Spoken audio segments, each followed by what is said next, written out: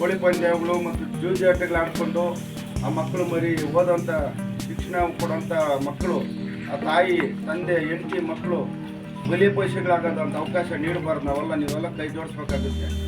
ಅಕ್ರಮ ಮದ್ಯ ಮಾರಾಟದ ವಿರುದ್ಧ ನಿರ್ದಾಕ್ಷಿಣ್ಯ ಕ್ರಮ. ವೃತ್ತ ನಿರೀಕ್ಷಕ ಶ್ರೀನಿವಾಸ್ ಎಂ ಎಚ್ಚರಿಕೆ. ಗ್ರಾಮೀಣ ಭಾಗಗಳಲ್ಲಿ ಬಡವರ ಬದುಕನ್ನ ಹದಗೆಡಿಸುತ್ತಿರುವ ಅಕ್ರಮ ಮದ್ಯ ಮಾರಾಟ ಜಾಲವನ್ನ ಬೇರು ಸಹಿತ ಕಿತ್ತಾಕಲು ಪೊಲೀಸ್ ಇಲಾಖೆ ಸನ್ನದ್ಧವಾಗಿದೆ ಎಂದು ಚೇಳೂರು ವೃತ್ತ ನಿರೀಕ್ಷಕ ಶ್ರೀನಿವಾಸ್ ಎಂ ಹೇಳಿದ್ದಾರೆ.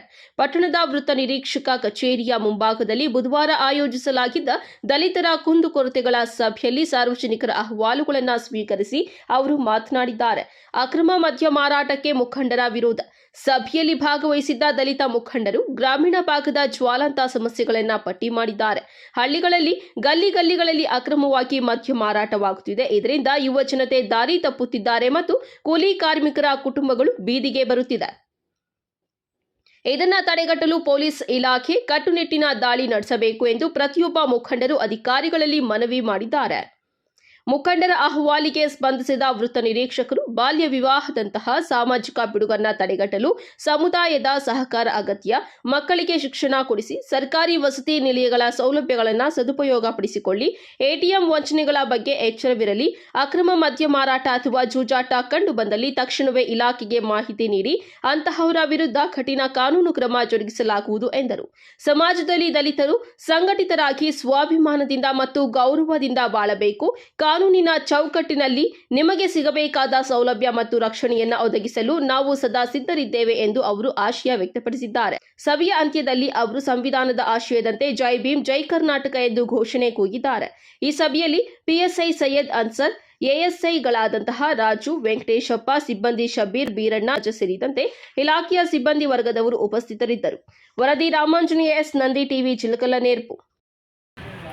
ಏನಿವತ್ತು ನಾವು ಪರಿಶಿಷ್ಟ ಜಾತಿ ಪರಿಶಿಷ್ಟ ಪಂಗಡಗಳ ಒಂದು ಎಲ್ಲ ಸಮುದಾಯದ ಮುಖಂಡರುಗಳನ್ನು ಕರೆದು ಇವತ್ತು ನಾವೊಂದು ಕಾರ್ಯಕ್ರಮನ ನಮ್ಮ ವೃತ್ತ ಕಚೇರಿಯಲ್ಲಿ ಹಮ್ಮಿಕೊಂಡಿದ್ವಿ. ಹಮ್ಮಿಕೊಂಡಿರೋ ಕಾರ್ಯಕ್ರಮದಲ್ಲಿ ನಮ್ಮ ಎಎಸ್ಐಗಳು ಮತ್ತು ಎಎಸ್ಐಗಳು ಸಿಬ್ಬಂದಿಗಳು ಎಲ್ಲ ಸಮುದಾಯದ ಮುಖಂಡರು ಮತ್ತು ನಮ್ಮ ಮಾಧ್ಯಮ ಮಿತ್ರರು ಎಲ್ಲರೂ ಬಂದಿದ್ದಾರೆ. ಎಲ್ಲರಿಗೂ ವಂದನೆಗಳನ್ನು ತಿಳಿಸಿ ಏನು ನಿಮ್ಮ ಅಭಿಪ್ರಾಯಗಳನ್ನು ತಿಳಿಸಿದ್ದೀರಿ.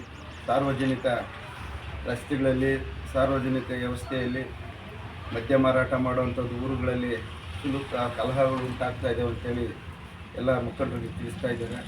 ಅದರ ಜೊತೆಗೆ ನೀವು ಕಾನೂನು ರೀತಿ ಕ್ರಮ ತಗೋಬೇಕು ಅಂತ ಹೇಳಿದ್ದಾರೆ. ನಾನು ಅದನ್ನು PSIಗಳಿಗೆ ಮತ್ತು ನಮ್ಮ ಸಿಬ್ಬಂದಿಗಳಿಗೆ ಮತ್ತು ಬೀಟ್ ಕಾನ್ಸ್ಟೇಬಲ್ಗಳಿಗೆ ಖುದ್ದು ನಾನು ಅವ್ರನ್ನ ಮೀಟಿಂಗ್ ಮಾಡಿ ಆ ಒಂದು ವಿಚಾರಕ್ಕೆ ಯಾವುದು ಆಗ್ದಂಗೆ ಕರೆದು ಅವ್ರಿಗೆ ಒಂದು ತಾಕೀತು ಮಾಡ್ತೀನಿ. ಮತ್ತು ಅದು ಆಗ್ದಂಗೆ ಕೂಡ ನಾವು ಮಾಡ್ತೀವಿ. ಮತ್ತು ಅವರು ಯಾರು ಮಾರಾಟ ಮಾಡ್ತಾರಂತ ನೀವು ಕೇಳಕ್ಕೆ ಹೋಗಿ ಸಮಸ್ಯೆಗಳಾಗೋದು ಬೇಡ. ನೀವು ನಮ್ಗೆ ಕೊಟ್ಟಿದ್ದೀರಿ, ಅದನ್ನು ನಾವು ಕಾನೂನು ರೀತಿಯಲ್ಲಿ ಅವ್ರಿಗೆ ಕರೆದು ಒಂದೊಂದು ಸಾರಿ ಅವ್ರನ್ನ ಮಾಡಿಸೋಂಥ ಕಾರ್ಯಕ್ರಮ ಮಾಡ್ತೀವಿ.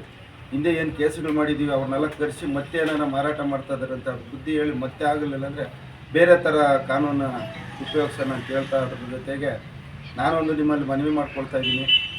ಎಲ್ಲ ನಮ್ಮ ಪರಿಶಿಷ್ಟ ಜಾತಿ ಪರಿಶಿಷ್ಟ ಪಂಗಡದ ಎಲ್ಲ ಮುಖಂಡರಿಗೆ ನಮ್ಮ ಮಕ್ಕಳಿಗೆ ಫಸ್ಟು ಶಿಕ್ಷಣ ಕೊಡಿ, ಎಜುಕೇಷನ್ ಮಾಡಿಸಿ, ಒಳ್ಳೆಯ ಉತ್ತಮವಾದಂಥ ವಿದ್ಯಾಭ್ಯಾಸನ ಮಾಡಿಸಿ, ಒಳ್ಳೆಯ ಉನ್ನತವಾದಂಥ ವ್ಯಾಸಂಗ ಮಾಡಿ ತಮ್ಮ ಏನು ನೋವು ನಲಿವುಗಳಿರ್ತವೆ ಇವೆಲ್ಲ ಸಮಾಜದಲ್ಲಿ ಬರ್ತಾ ಇದ್ರೂ ಕೂಡ ಮಕ್ಕಳಿಗೆ ಒಂದು ಎಜುಕೇಷನ್ ಕೊಟ್ಟರೆ ನಿಮಗೂ ಆದ ಒಂದು ನಿಮಗೆ ಆದಂಥ ಒಂದು ಶಕ್ತಿ, ನಿಮಗೆ ಆದಂಥ ಸ್ವಾಭಿಮಾನ ಜೀವನ ನಡೆಸೋದಕ್ಕೆ ವಯಸ್ಸಾದ ತಾಯಂದರಿಗೆ ಅವ್ರ ಕುಟುಂಬಕ್ಕೆ ಎಲ್ಲರಿಗೂ ಅನುಕೂಲ ಆಗ್ತದೆ ಅಂತೇಳಿ ಹೆಣ್ಮಕ್ಳಿರಲಿ ಗಂಡು ಮಕ್ಕಳಿರಲಿ ಅವರೆಲ್ಲರೂ ಕೂಡ ಒಂದು ಒಳ್ಳೆಯ ಉನ್ನತವಾದಂಥ ವ್ಯಾಸಂಗನ ಮಾಡಲಿಕ್ಕೆ ಅವಕಾಶ ಮಾಡಿ ಮದ್ಯಪಾನ ಮಾಡ್ಕೊಂಬಂದು ಇಲ್ಲ ಮದ್ಯಪಾನ ಮಾಡ್ದೇನೆ ಇನ್ನೊಬ್ಬ ಮದ್ಯಪಾನ ಮಾಡ್ಕೊಂಬಂದು ಡಿಕ್ಕಿ ಹೊಡೆದು ಅಪಘಾತ ಗೌರವ ಪ್ರಕರಣ ಆದಾಗ ಒಂದು ಜೀವ ಹೋದರೆ ಆ ಜೀವಕ್ಕೆ ಏನಿಲ್ಲ, ಇನ್ಶೂರೆನ್ಸ್ ಇಲ್ಲ, ಏನೂ ಇಲ್ಲ, ಗಾಡಿ ಓಡಿಸ್ತಾರೆ.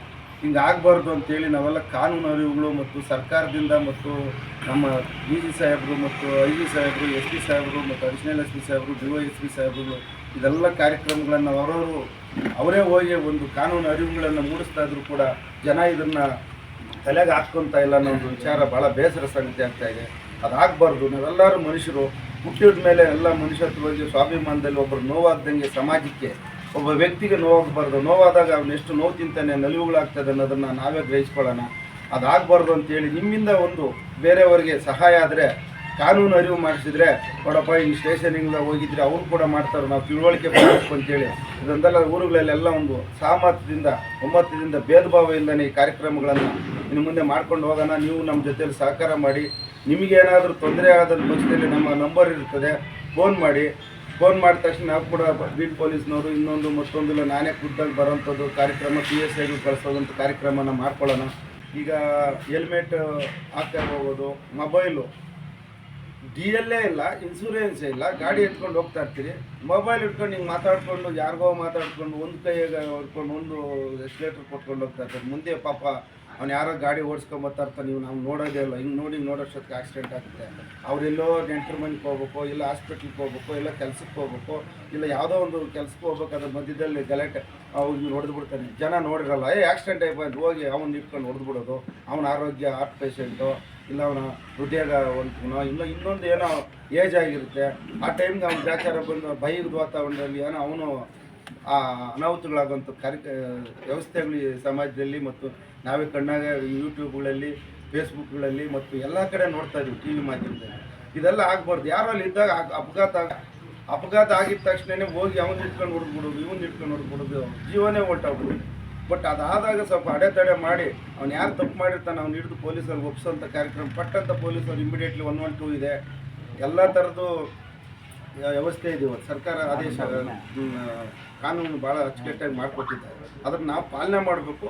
ನಾವು ನಿಮ್ಮ ಜನಸ್ನೇಹಿ ಪೊಲೀಸಾಗಿ ನಾವು ನಿಮ್ಮ ಜೊತೆಯಲ್ಲಿದ್ದಾಗ ನಾವು ನಿಮ್ಮನ್ನು ಎಷ್ಟು ಪ್ರೀತಿಸ್ತೀರೋ, ನೀವು ನಮ್ಮನ್ನು ಎಷ್ಟು ಪ್ರೀತಿಸ್ತೀರೋ, ಇದೆಲ್ಲ ಒಂದು ಒಳ್ಳೆ ವಾತಾವರಣ ಸೃಷ್ಟಿ ಆಗಬೇಕು ಅಂತೇಳಿ ಈ ಒಂದು ಕಾರ್ಯಕ್ರಮ ನೀವೆಲ್ಲ ಬಂದಿದ್ದೀರಿ. ಅದರ ಜೊತೆಗೆ ಈಗ ಮಕ್ಕಳು ಓದೋ ಟೈಮ್ನಲ್ಲಿ ಓದಿಸ್ಬೇಕು. ಅವರಿಗೆ ಚಿಕ್ಕ ಏಜಿಗೆ ಮದುವೆ ಮಾಡೋವಂಥದ್ದು. ತಾಯಿ ತಂದೆ ಕಷ್ಟದಲ್ಲಿರ್ತಾರೆ, ಹೌದು ಒಪ್ಕೊಳ್ತೀನಿ, ಕಾನೂನು ಹಂಗಿಲ್ವಲ್ಲ, ಆ ಚಿಕ್ಕ ವಯಸ್ಸು ಮದುವೆ ಮಾಡಿಬಿಡೋದು, ಆ ಮಕ್ಕಳನ್ನ ಮದುವೆ ಮಾಡಿ ಹೋದ್ಮೇಲೆ ಆ ಮಕ್ಕಳ ಜೀವನ ಪರಿಸ್ಥಿತಿ ಏನೋ, ಅವಳು ಶಕ್ತಿವಾಗಿರ್ತಾಳೋ, ಅವಳು ಸ್ವಾಭಿಮಾನ ಬದುಕಕ್ಕೆ ಯೋಚನೆ ಇರೋದಿಲ್ಲ. ಅಂಥ ಪರಿಸ್ಥಿತಿಯಲ್ಲಿ ಮಕ್ಕಳಿಗೆ ಚಿಕ್ಕ ವಯಸ್ಸು ಮದುವೆ ಮಾಡಿಬಿಡೋದು. ಅಯ್ಯೋ ಯಾವುದೋ ಒಂದು ಕಾಲ ಕಳೆದುಬಿಟ್ರೆ ಮಗುಗೆ ಒಂದು ಕಾರ್ಯ ಮುಗ್ದೋಗ್ಬಿಡ್ಲಿ ಬಿಡಪ್ಪ ಅಂತ. ದಯಮಾಡಿ ಯಾರು ಚಿಕ್ಕ ಏಜಿಗೆ 18 ವರ್ಷದ ಒಳಗಡೆ ಹೆಣ್ಮಕ್ಳಿಗೆ 21 ವರ್ಷದ ಒಳಗಡೆ ಗಂಡು ಮಕ್ಕಳಿಗೆ ಯಾವುದೇ ಕಾರಣಕ್ಕೂ ಮದುವೆ ಮಾಡಬಾರ್ದು. ಕಾನೂನು ವಿರೋಧ ಆಗ್ತದೆ. ಬಾಲ್ಯ ವಿವಾಹ ಕಾನೂನಿದೆ. ಇದ್ರ ಜೊತೆಗೆಲ್ಲ ನೀವು ಅದನ್ನು ಕಾನೂನು ಅರಿವು ತಿಳ್ಕೊಂಡ್ರು ಕೂಡ ನೀವೇನೂ ಮಾಡೋದು ಬೇಡ. ಚಿಕ್ಕ ವಯಸ್ಸಿಗೆ ಯಾವುದೇ ಕಾರಣಕ್ಕೂ ಮಕ್ಕಳಿಗೆ ಮದುವೆ ಮಾಡಬೇಡಿ. ಅವ್ರು ಓದಿಸಿ. ಹಾಸ್ಟೆಲ್ಗಳಿದ್ದಾವೆ, ಒಳ್ಳೆ ಮೊರಾರ್ಜಿ ದೇಸಾಯಿ ಹಾಸ್ಟೆಲ್ ಇದೆ, ವಾಲ್ಮೀಕಿ ಹಾಸ್ಟೆಲ್ಗಳಿದ್ದಾವೆ, ಅಂಬೇಡ್ಕರ್ ವಿಕಾಸ್ ಯೋಜನೆ ಅಂಬೇಡ್ಕರ್ ಹಾಸ್ಟೆಲ್ಗಳಿದ್ದಾವೆ, ಆಮೇಲೆ ದೇವರಾಜ್ ಅರಸ್ ಹಾಸ್ಟೆಲ್ ಇದೆ, ಬ್ಯಾಕ್ವರ್ಡ್ ಹಿಂದುಳಿದ ವರ್ಗಗಳ ಹಾಸ್ಟೆಲ್ ಇದ್ದಾವೆ, ಸಮಾಜ ಕಲ್ಯಾಣ SC ST ಹಾಸ್ಟೆಲ್ಗಳಿದ್ದಾವೆ. ಎಲ್ಲಾದರೂ ಒಂದು ಮಕ್ಕಳಿಗೆ ಆದಂಥ ಒಂದು ಇದೆ. ಅದೆಲ್ಲ ಓದಿಸಿ ಒಳ್ಳೆ ಸ್ಥಾನಮಾನಕ್ಕೆ ಬಂದಾಗ ಅವರು ಕೂಡ ಒಂದು ನಾಲೆಡ್ಜಾಗಿ ಬರ್ತದೆ. ಅದರಿಂದ ಇವೆಲ್ಲ ಚಿಕ್ಕ ವಯಸ್ಸಿಗೆ ಮದುವೆ ಮಾಡಬಾರ್ದು. ಮನುಷ್ಯರಾಗಿ ಬಾಳೋಣ, ಸ್ವಾಭಿಮಾನಿಯಾಗಿ ಬದುಕೋಕ್ಕೋಸ್ಕರನೇ ನಾವೆಲ್ಲ ಇವತ್ತು ಸಮಾಜದಲ್ಲಿ ಹುಟ್ಟಿದ್ದೀವಿ. ಹುಟ್ಟಿದ ಮೇಲೆ ಒಂದು ಸಾರ್ಥಕತೆ ಆಗ್ತೀವಿ. ಬರೀ ಮಾತುಗಳು ಹೇಳ್ಕೊಂಡು ಹೋಗೋದು ಎಲ್ಲರೂ ಒಂದು ಗೌರವ ನಡ್ಕೊಂಡು ಏನು ಇವತ್ತು ಒಂದು ಕಾರ್ಯಕ್ರಮಕ್ಕೆಲ್ಲ ಬಂದಿದ್ದೀವಿ. ಎಲ್ಲ ನಮ್ಮ ಪರಿಶಿಷ್ಟ ಜಾತಿ ಪರಿಶಿಷ್ಟ ಪಂಗಡದ ಎಲ್ಲ ಮುಖಂಡರುಗಳು ಮತ್ತು ಮಾಧ್ಯಮ ಮಿತ್ರರು ಮತ್ತು ಎಲ್ಲ ನಮ್ಮ ಸಿಬ್ಬಂದಿಗಳಿಗೆ ಎಲ್ಲರಿಗೂ ಇವತ್ತು ನಾವು ಕಾರ್ಯಕ್ರಮನ ಬಂದಿದ್ದಕ್ಕೆ ಯಶಸ್ವಿಗೊಳಿಸಿದ್ದೀರಿ. ಇವನ್ನು ನಾನು ಮಾತನಾಡಲಿಕ್ಕೆ ಅವಕಾಶ ಮಾಡಿಕೊಟ್ಟಿದ್ದಕ್ಕೆ ತಮ್ಮೆಲ್ಲರಿಗೂ ವಂದಿಸಿ ನಾನು ಮಾತುಗಳನ್ನು ಮುಗಿಸ್ತೇನೆ. ಜೈ ಭೀಮ್, ಜೈ ಕರ್ನಾಟಕ.